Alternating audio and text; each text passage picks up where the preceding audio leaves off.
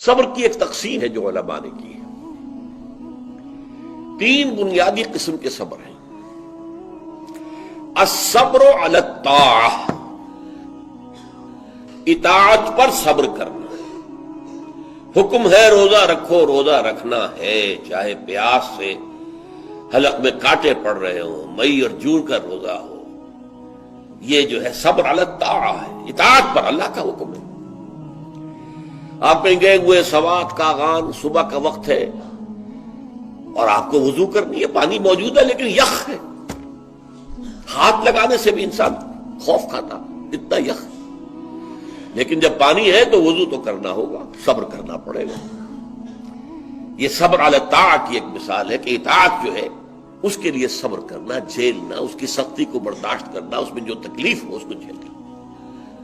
اللہ یہ کہ انسان بیمار ہو اور اندیشہ ہو کہ اتنے ٹھنڈے پانی کے استعمال کرنے سے جان جانے کا اندیشہ، وہ بات دوسری ہو جائے گی۔ لیکن ایک آدمی صحت مند ہے، کوئی ایسا عذر نہیں ہے، کوئی بیماری نہیں ہے، تو اسے بہرحال وضو کرنا پڑے گا، اس لیے کہ وضو جو تیمم کی شرط ہے کہ پانی موجود نہ ہو، وہ شرط یہاں پوری نہیں ہے، پانی تو اویلیبل ہے۔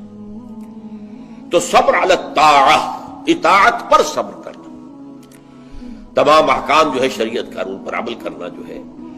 اب صبح کا وقت ہے، ابھی آپ کو بڑی بسا اوقات ہوتا ہے، آپ کا بھی تجربہ ہوگا، کوئی مریض ساری رات کراہتا رہا ہو، فجر کے قریب آ کر کوئی سکون سا ہو جاتا، سو جاتا۔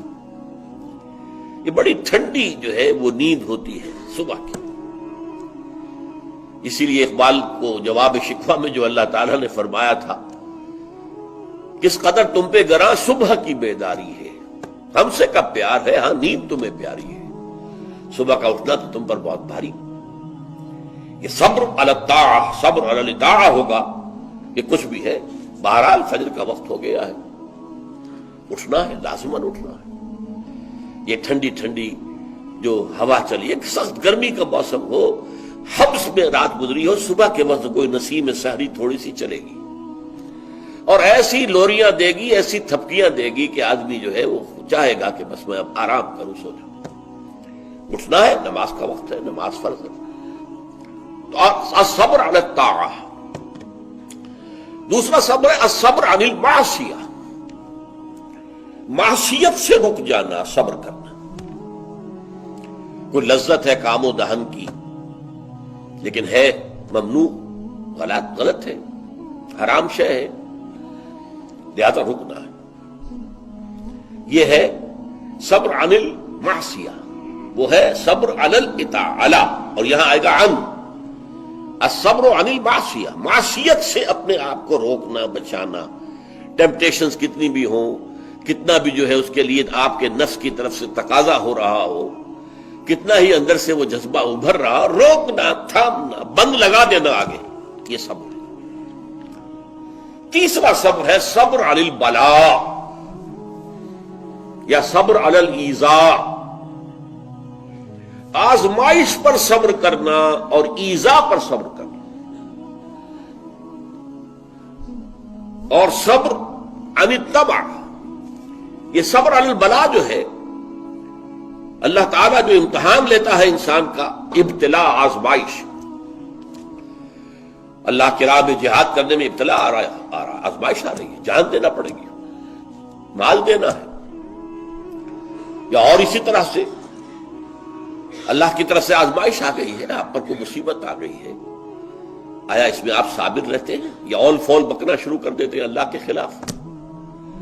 اجی ہمارے ساتھ تو اللہ نے کبھی کوئی خیر کیا ہی نہیں، سب بھول گئے جو بھی اللہ تعالیٰ نے پہلے احسان کیے تھے، کیونکہ ایک آزمائش آ گئی۔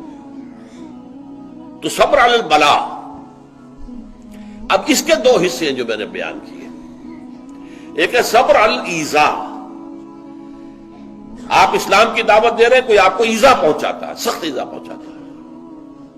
یہ ایذا وربل بھی ہو سکتی ہے، یہ ایذا فزیکل بھی ہو سکتی ہے۔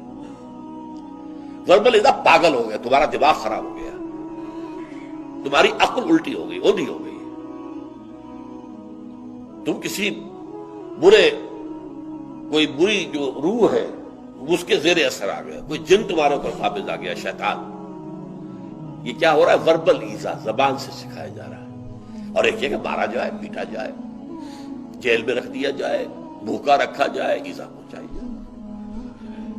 اور ایک اسی کا مرحلہ آتا ہے ذرا بعد میں، جب وہ غلط معاشرہ اچھی طرح ٹھوک بجا کر دیکھ لیتا ہے کہ یہ ایذا سے تو یہ باز نہیں آئے، اپنی بات سے جمے ہوئے ہیں، ٹکے ہوئے ہیں، ڈٹے ہوئے ہیں، تو پھر کچھ لالچ دیا جاتا ہے، دیکھو ہم تمہیں اپنا بادشاہ بنا لیں گے، تم یہ بات چھوڑ دو،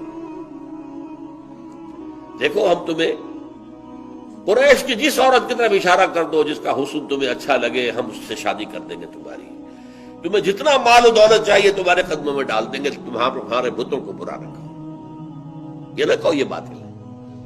اب یہ طمع ہے، ٹیمپٹیشن کے مقابلے میں رکنا ایذا کے مقابلے میں رکنے سے زیادہ مشکل ہے، جس کی ایک بہت بڑی مثال جو ہے امام احمد ابن حنبل کی زندگی میں ہے کہ جب مسئلہ خلق قرآن پر جب انہیں جیل میں ڈالا گیا، مارے ماری گئی، الفاظ یہ آتے ہیں تاریخ میں کہ انہیں وہ مار ماری گئی کہ اگر ہاتھی کو بھی وہ مار ماری جاتی تو چنگھاڑ اٹھتا، لیکن ان کے آنکھوں میں کبھی آنسو نہیں آئے، برداشت نہیں۔ پھر زمانہ بدل گیا، اب خلیفہ کوئی اور ہو گئے، اور ان کا اپنا موقف وہی تھا جو امام احمد ابن حنبل کا ہے۔ تو اب دارالخلافہ سے، ایوان خلافت سے ایک ایلچی آیا ہے اشرفیوں کی تھیلیاں لے کر کہ یہ خلیفہ نے آپ کو بھیجی۔ اس پر حضرت امام احمد ابن حنبل رو پڑے، اے اللہ میں اس آزمائش کا اہل نہیں ہوں، یہ آزمائش سختر ہے اس مار سے کہ مجھے جیل کے اندر پڑ رہی تھی، اس سے رکنا بہت مشکل ہے۔ تو میں نے یہ صبر کی قسمیں آپ کو گنوا دی، صبر علی الطاعہ، صبر عن المعصیہ، نمبر 3 صبر علی البلاء، علی الابتلاء، اس کی 2 قسمیں، صبر علی الایذاء، اس کی 2 قسمیں، زبانی کلامی وربل یا فزیکل جسمانی طور پر تکلیف پہنچا کر، اور پھر صبر عن الطمع، ٹیمپٹیشن کے مقابلے میں اپنے آپ کو رو کے رکھنا۔ بہترین صدقہ جاریہ حاصل کرنے کے لیے اس ویڈیو کو شیئر کرنا مت بھولیں۔ جزاک اللہ۔